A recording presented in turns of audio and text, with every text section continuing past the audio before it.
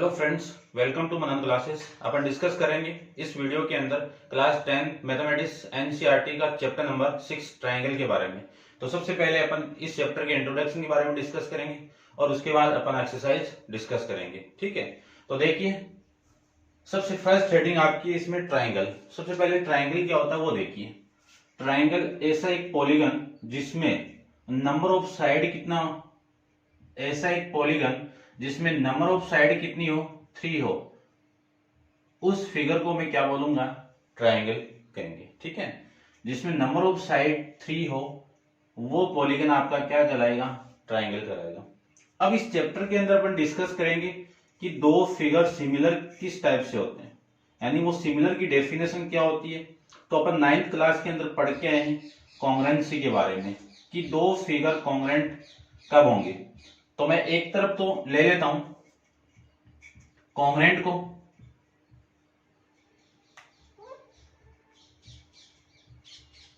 और एक तरफ ले लेता हूं मैं सिमिलर को। ठीक है, कॉन्ग्रेंट का मतलब सर्वांगसम होता है, सिमिलर का मतलब समरूपता होता है। ठीक है ना, समरूप कह सकते हो आप। ठीक है, हिंदी में कहते हैं, ट्रायंगल का मीनिंग त्रिभुज होता है। तो देखिए यदि मैं दो फिगर को सेम बना दूं, जैसे एक फिगर आपका ये है और एक ही ये फिगर है सेम, दोनों एग्जैक्ट सेम नजर आ रहे हैं आपको। यहां पे मैं एक फिगर ये बना देता हूं और एक फिगर छोटा बना देता हूं। ठीक है, इन दोनों फिगर का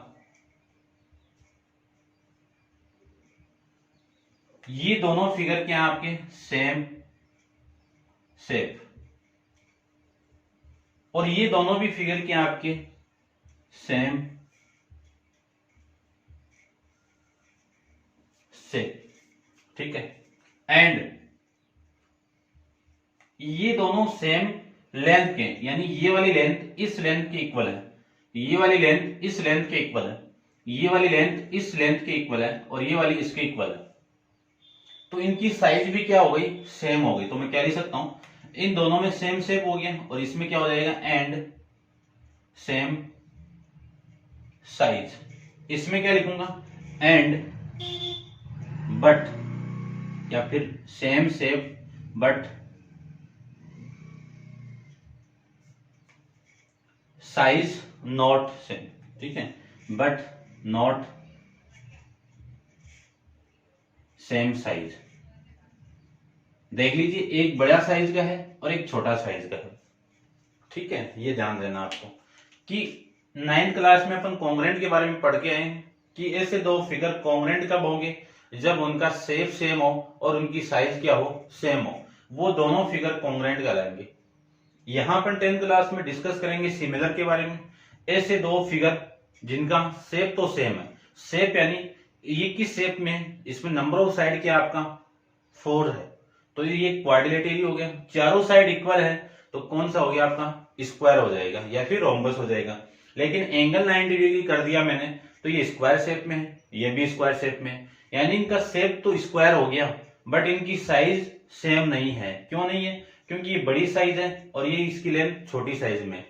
तो ऐसे दो फिगर जिनका शेप सेम है बट नॉट सेम साइज, यानी उनकी साइज क्या नहीं हो, सेम नहीं हो, वो फिगर कौन से होंगे, आपके सिमिलर फिगर कहलाएंगे। ठीक है, तो ये था आपके सिमिलरिटी के बारे में, यानी सिमिलर फिगर कौन से होते हैं। थोड़े फिगर और चेक कर लेता हूं मैं। स्क्वायर मैंने ले लिया है, कुछ और ले लेता हूं।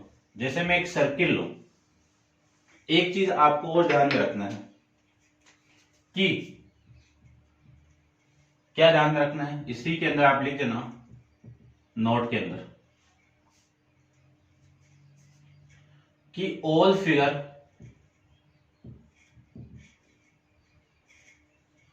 फिगर्स आर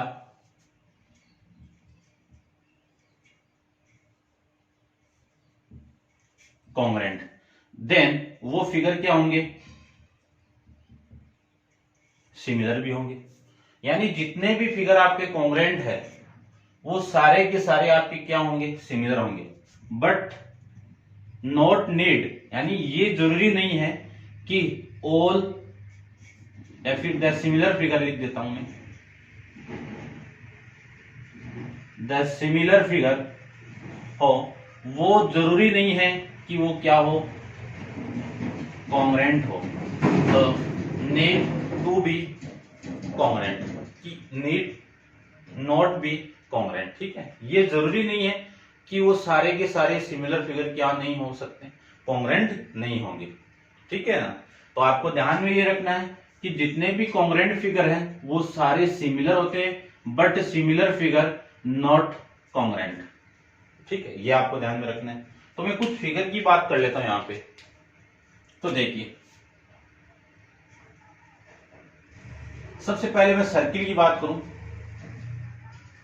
ये बड़ा सर्किल है और ये छोटा सर्किल है, ठीक है। इन दोनों को मैं कंबाइन करना चाहूं तो इस टाइप से फिगर बनेगा, छोटा वाला अंदर आ जाएगा।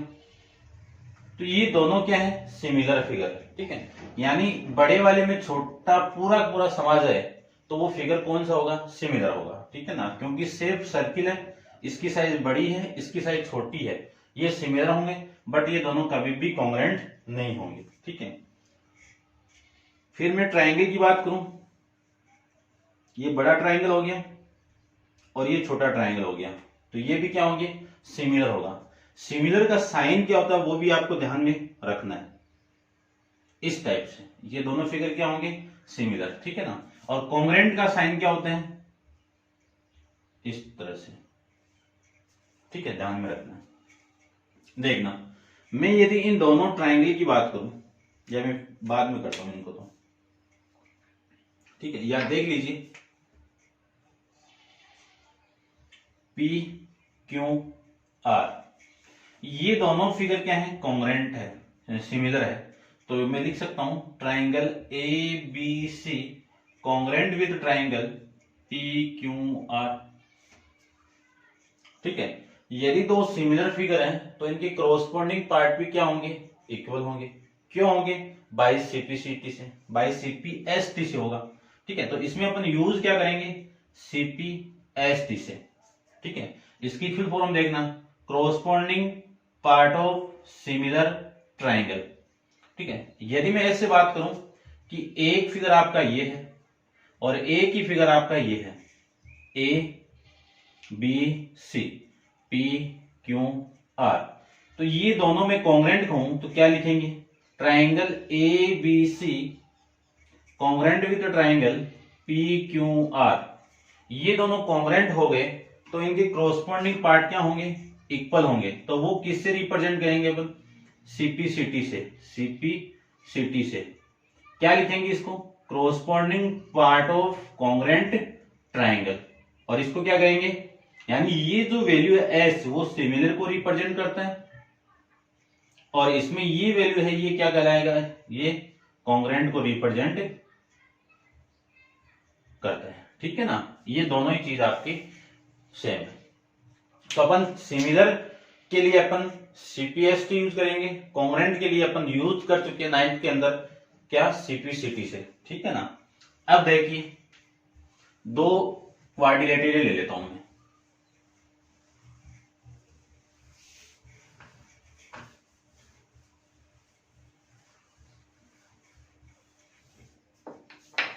देखिए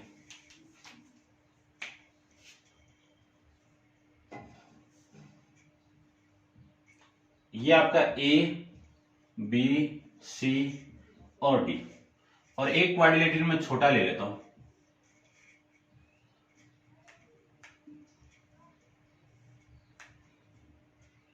ए dash B dash C dash और डी डैश, ये दोनों फिगर सिमिलर है तो इनकी क्रॉसपोंडिंग पार्ट क्या होंगे, इक्वल होंगे।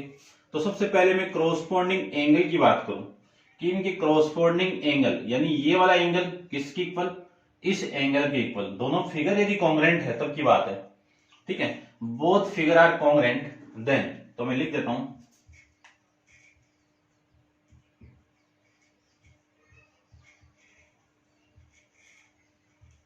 both figures are similar similar की बात है, ठीक है ना, कॉन्ग्रुएंट नहीं। तो इसकी फर्स्ट कंडीशन क्या है कि इनकी कोरस्पॉन्डिंग एंगल क्या होंगे, इक्वल होंगे। तो एंगल ए किसके इक्वल होगा, एंगल ए डैश के इक्वल होगा।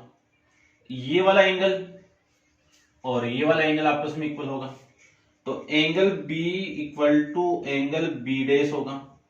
फिर angle C equal to C dash होगा, यानी ये वाला एंगल इक्वल होगा इसके। फिर ये वाला एंगल इक्वल होगा इसके। Angle D equal to angle D dash, first condition. फिर सेकंड कंडीशन होगी इनकी कोरस्पॉन्डिंग साइड का रेशियो क्या होगा, इक्वल होगा या फिर प्रोपोर्शनल टू होगा, ठीक है ना। इनकी कोरस्पॉन्डिंग साइड का रेशियो, इस साइड का और इस साइड का रेशियो, यानी क्या लिख सकता हूं, ए बी अपॉन में ए डैश बी डैश, ये इक्वल होगा इनकी कोरस्पॉन्डिंग साइड, इसको ले लो। बी सी अपॉन में B dash C dash equal to C D upon में C dash D dash equal to D A upon में डी डैश ए डैश। तो सेकंड कंडीशन क्या है, इनकी कोरस्पॉन्डिंग साइड का रेशियो क्या होगा, इक्वल होगा या फिर प्रोपोर्शनल टू होगा। प्रोपोर्शनल टू क्यों होगा, इसको यदि मैं के इक्वल मान लूं तो इन दोनों रेशियो से क्या ले सकता हूं मैं, ए बी अपॉन में A dash B dash equal to K. A B equal to K into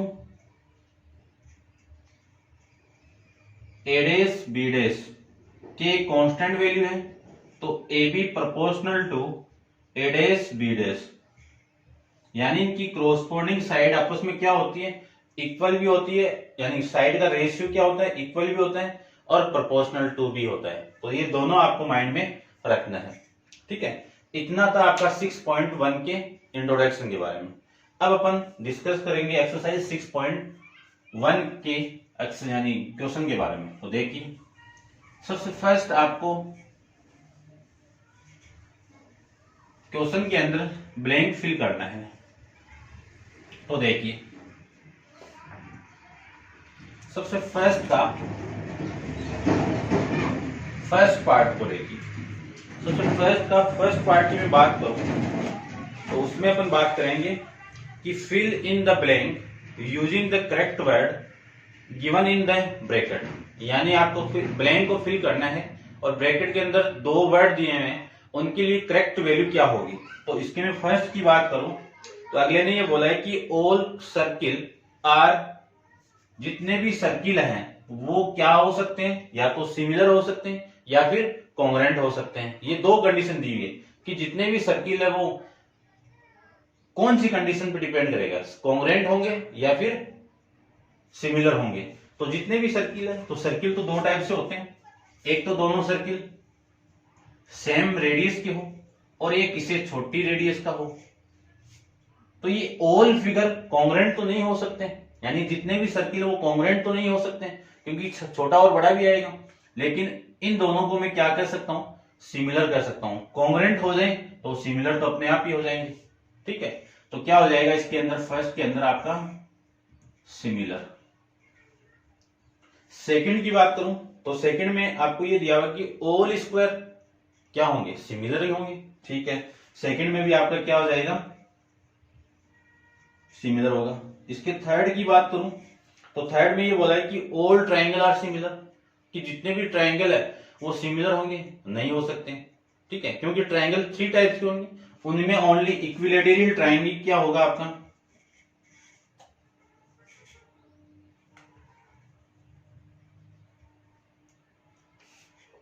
ठीक है। इसमें देखो ऑप्शन क्या क्या दिए हुए हैं, आइसोसेलेस एंड इक्विलैटरल ट्रायंगल, तो इसमें ओनली इक्विलैटरल ट्रायंगल ही आपके क्या होंगे,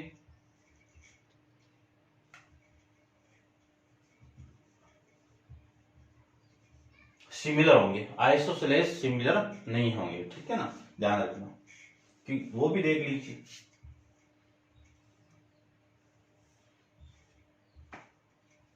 ये सिमिलर है तो इनकी साइड इक्वल, ये सिमिलर है तो ये तीनों साइड इक्वल है। आइसोसेलेस की मैं बात करूं, इसमें ये वाली साइड इक्वल है, और इसमें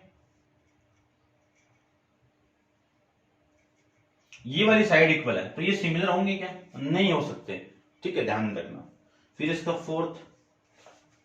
फोर्थ में गिवन है कि two polygon of same number of side are similar. दो पॉलीगन है, दोनों की नंबर ऑफ साइड की सेम है। तो फर्स्ट के अंदर आपको ए दिया हुआ है कि if a there corresponding angle, तो इनके कोरस्पॉन्डिंग एंगल क्या होंगे? इक्वल होंगे, ठीक है। और कोरस्पॉन्डिंग साइड का रेशियो क्या होता है? इक्वल होता है या फिर प्रोपोर्शनल टू होता है। तो इसमें गिवन है कि देयर कोरस्पॉन्डिंग साइड आर, अब इसमें दो ही कंडीशन, इक्वल एंड प्रोपोर्शनल, तो साइड क्या हो जाएगी? प्रोपोर्शनल टू हो जाएगा, ठीक है। तो दूसरे के अंदर आ जाएगा प्रोपोर्शनल, ठीक है ना। ये लीजिए, ठीक है, ये फर्स्ट पार्ट हो जाएगा आपका कंप्लीट। फिर मैं इसके सेकंड क्वेश्चन की बात करूं तो सेकंड में देखिए, सेकंड में ये गिवन है आपको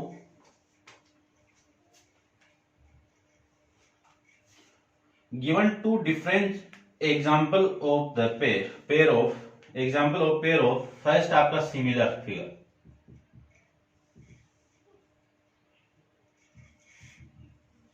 सिमिलर फिगर के दो एग्जांपल देने हैं। तो ये लीजिए, दो इक्विलैटरल ट्रायंगल ले लो,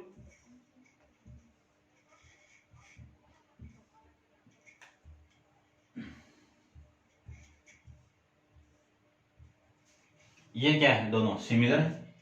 एग्जांपल दे देता हूं, एक बड़ा सर्किल ले लो और एक छोटा सर्किल ले लो, ये क्या है? सिमिलर है। स्क्वायर ले लो, एक बड़ा ले लो और एक छोटा ले लो, ये क्या है? सिमिलर है, ठीक है। फिर अगले ने बोला है कि नॉट सिमिलर के लिए एग्जांपल ले लो, कि ऐसे फिगर जो सिमिलर नहीं है, और सिमिलर नहीं है तो यहां पे लिख देता हूं नॉट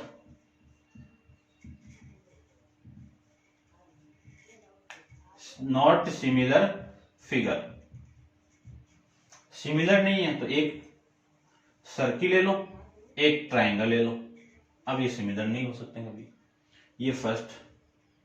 20 का सेकंड में एक ट्राइंगल ले लो और एक स्क्वायर ले लो, तो नंबर ऑफ साइड तो इक्वल ही नहीं है, तो सिमिलर कैसे हो सकते हैं? क्योंकि सिमिलर के लिए नंबर ऑफ साइड, सबसे first condition number of side equal होनी चाहिए, ठीक है।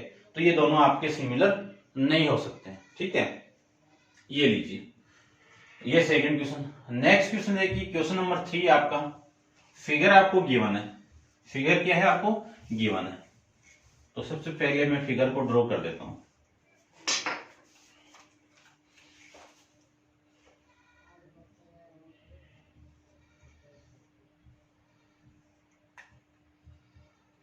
ये P Q R S, ये साइड 1.5 सेंटीमीटर है और ये चारों की चारों क्या आपकी इक्वल है। फिर आपको ये गिवन है, ये 90 डिग्री है, ये भी 90 डिग्री है, ये भी 90 डिग्री है और ये भी 90 डिग्री है। A B C D, चारों साइड इसकी भी इक्वल आपको गिवन है और ये कितनी है? 3 सेंटीमीटर है। तो आपको ये बोला हुआ है कि state whether the following quadrilateral are similar, कि आपको बताना है कि दोनों फिगर यानी दोनों क्वाड्रिलेटरल क्या है? सिमिलर है क्या? तो देखिए, सबसे पहले सबसे फर्स्ट कंडीशन क्या आपकी? एंगल वाली। दूसरी कंडीशन क्या आपकी? साइड का रेशियो इक्वल होना चाहिए। तो देखो, साइड का रेशियो में ले लेता हूं, ये PQ अपॉन में AB, इसका रेशियो कितना? 1.5 अपॉन में 3, ठीक है। पॉइंट को उठाओगे तो यहां पे 0, तो कितना आएगा? 1/2, इक्वेशन नंबर फर्स्ट। फिर QR अपॉन में BC, ये साइड इसकी इक्वल है तो इसकी वैल्यू भी कितनी है? 1.5 है और इसकी वैल्यू भी 3 है, ये भी 3 है, ये भी 3 है, ये भी 1.5 है, ये भी 1.5 है, तो सेम आ जाएगा 1/2। ये इक्वेशन नंबर आपकी सेकंड। फिर RS अपॉन में CD, इसकी वैल्यू कितनी आएगी? 1/2, equation number 3।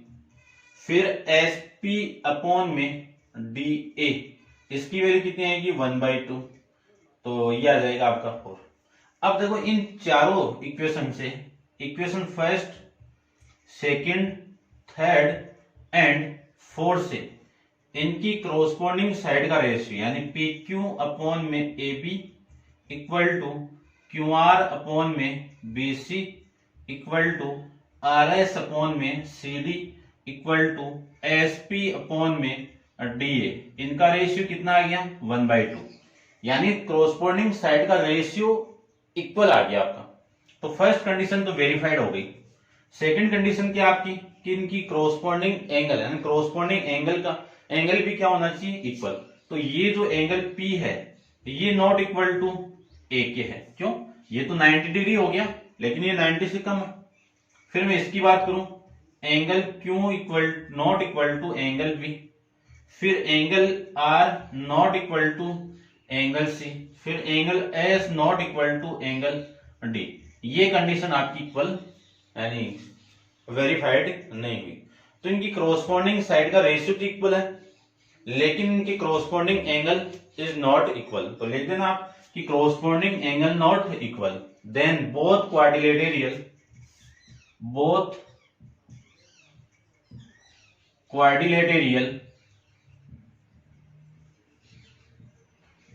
quadrilaterals are not similar। ये लास्ट में आप लिख देना, ठीक है। ये थी आपकी एक्सरसाइज 6.1 के बारे में, ठीक है।